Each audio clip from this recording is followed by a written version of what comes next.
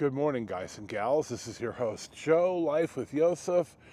Kind of sort of an update more than anything else.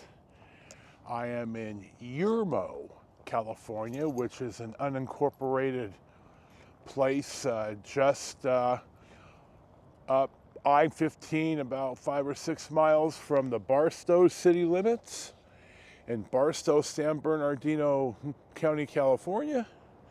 I've stayed here before, actually, on this on fall 24 extravaganza. We stayed here a couple of weeks ago. I like it here. It's $62, and I think they charge a bit much. But knowing that you're going to be hard pressed to get anywhere under 50 is so. Here you go. So now I'm going to sit down and we'll talk about the updates. First and foremost, there's a couple of issues with 137, the one, number 4, the one that I made an offer on. So let's talk about that now.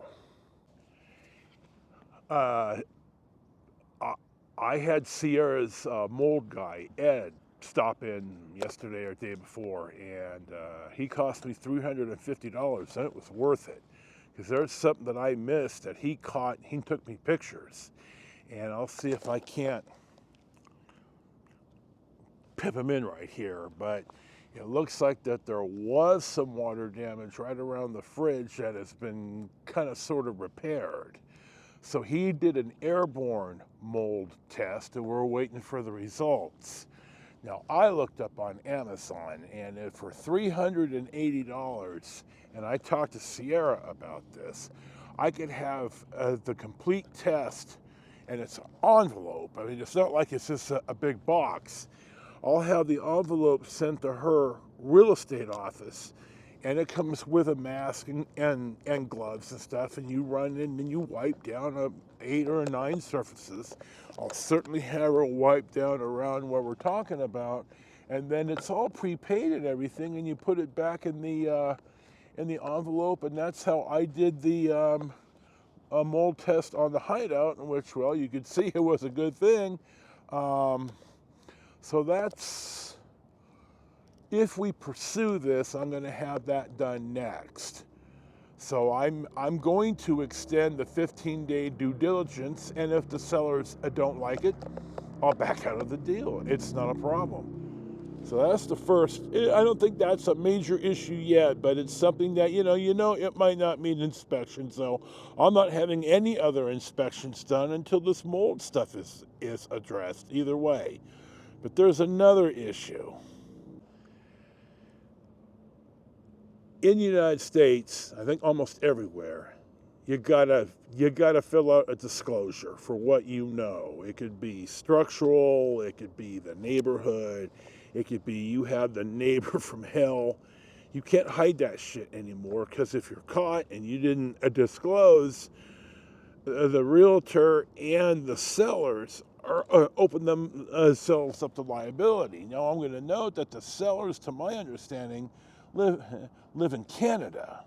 So tracking them down for a judgment is going to be more of a challenge. Okay, so remember that. I'm going to point out something right here in the shed. Now you see the shed, the white shed, and you see the dirt road. Well, the HOA has an easement somewhere there where in the disclosure it says that the shed, and they don't say how much of the shed, extends onto the HOA's easement. And that if the HOA asks me to move it, then I understand it's partially on the easement, and I absorb all costs of remedy. Now, maybe I watch way too much Reddit and YouTube, but I looked at this immediately and thought, one, does the HOA know it's even there? 2, did they buy it like this? Is it in the disclosure when they bought it? Or did they put it up not knowing or not caring?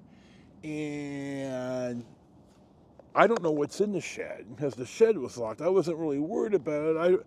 I was going to have, Sierra have a look before my due diligence was up, but now it's like I don't want the unlimited liability. Now, maybe it's nothing, and you're thinking, damn, dude, just move the shed. But no, I don't want to hassle any of this. I don't want the unlimited liability. I don't want the HOA to come back and figure out, you mean you were on our easement for X amount of years and you've accepted liability and now we want X amount of dollars for rent on our easement? Now you're thinking, come on, Joe, you're fanciful here. Are you high this morning? And the answer is, well, no, but I read enough tree law, line lot law, am I the asshole stories on Reddit about the lot lines that, no, I'm not going to get involved with this. So I started asking about, do I need to get this surveyed and what the deal is?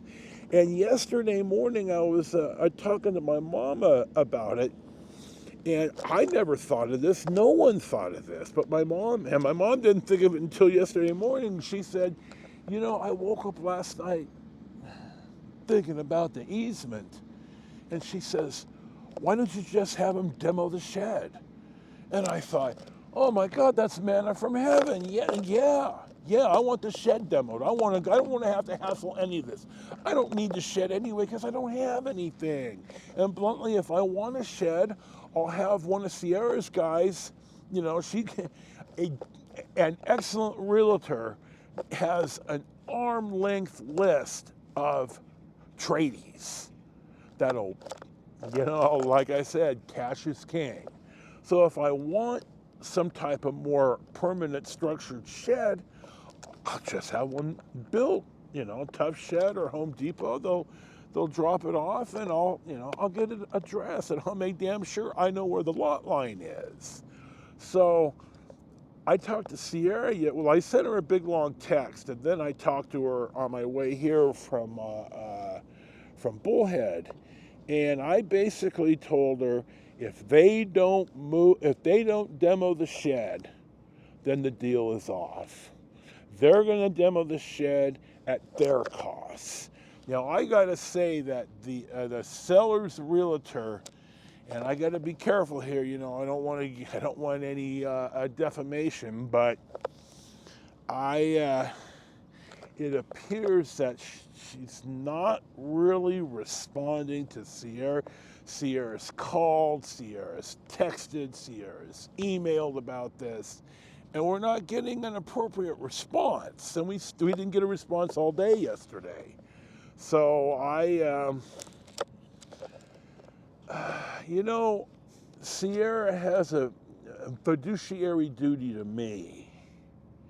And a seller's agent has a fiduciary responsibility to the seller. This is how it should be. It's always like this. It should be, which is probably why you don't have one agent hand on both ends unless it's some type of, family type transaction or something like that. You know what I'm saying. If you're buying from strangers, you want your own person because their fiduciary duty is to you and not trying to broker. I think it says in the Bible, hold on here. It says that you can't serve two masters. It means money and God, but what it means here is buyer and seller. You can't serve them both. So I don't know what's going to happen with 137. I'm going to drive on today, but that's... Now, the mold, I may just not even bother with having mold fixed or anything. My parents' house had mold right when the fire happened. Something leaked, and it was an arduous journey to have the mold repaired. And I bluntly don't know if I want to take that type of nonsense on. So I'm just going to we're going to extend the, if anything, we're going to extend the due diligence. It ends on the 14th. If they don't like it, I don't care. It's been on the market for, 7 months. okay, there's other ones, and now I have a plan B and a plan C. So let me get my thoughts straight, and I'll come back to this. I'm heading to Bakersfield today. It's a short drive, and I need to do a little more work in the trailer. I've got most of it done, but not quite all of it to my satisfaction. So okay, I'll get working on this. That's Thursday. Friday, I'm gonna probably go straight to Patterson, and then I won't drop the trailer. And then Saturday, I'll drive out there to the hideout. I'll touch base with Roxanne, and I should have my mold masks and stuff either Saturday or Sunday, depending on how I feel. I may rest a day Saturday and then just go do it Sunday. I don't want a whole lot. I want my clothes, my baseball jerseys are not cheap. I'm not leaving any of that crap, but the furniture is all staying. I'm not dealing with any of it. Now, I have a mini fridge and a mini freezer, and I would like to bring it. I just don't quite know if I have room for it, but I'll make room for it. Even if I'll figure it out.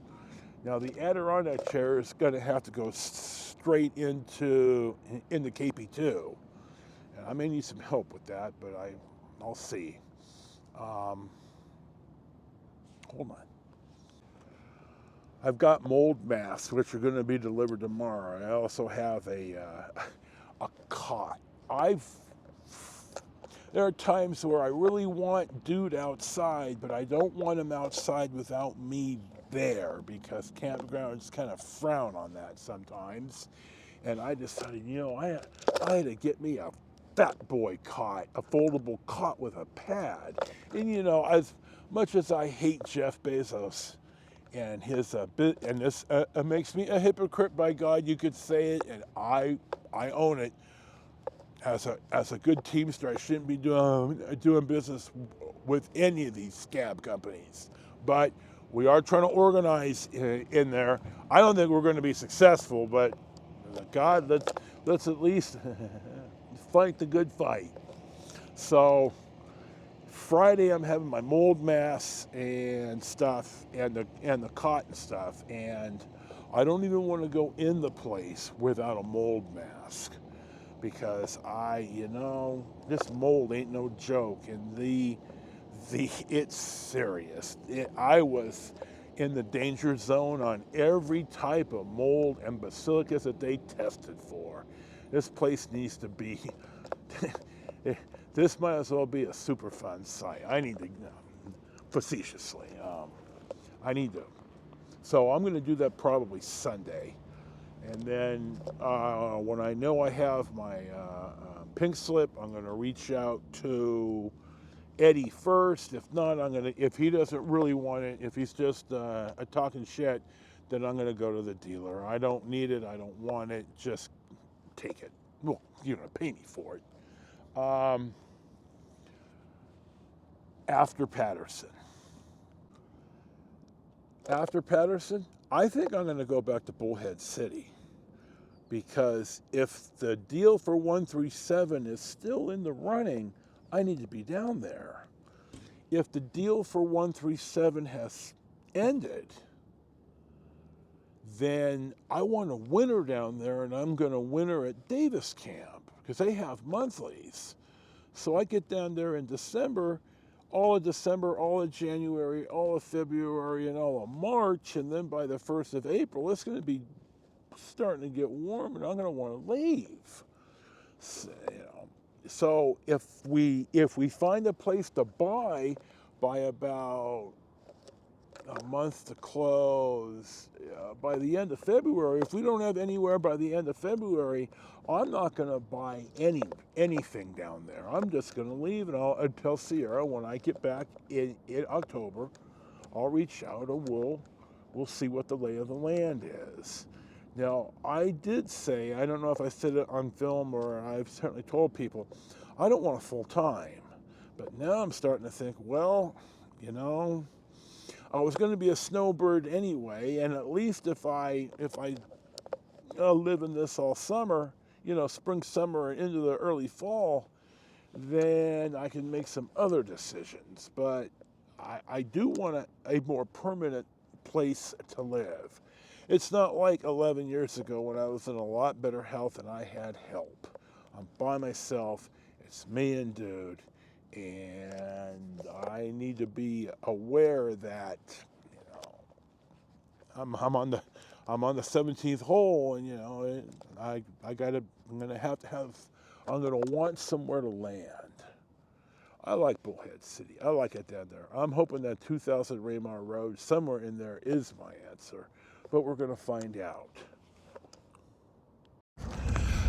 I didn't make a good close, so this will be your close for the update for Bullhead City. This is, as always, Joe, your host, Life with Yosef. Thank you for watching. Thank you for subscribing. Thank you for your support. Enjoy your day. Peace be with you, and we'll see you for the next one.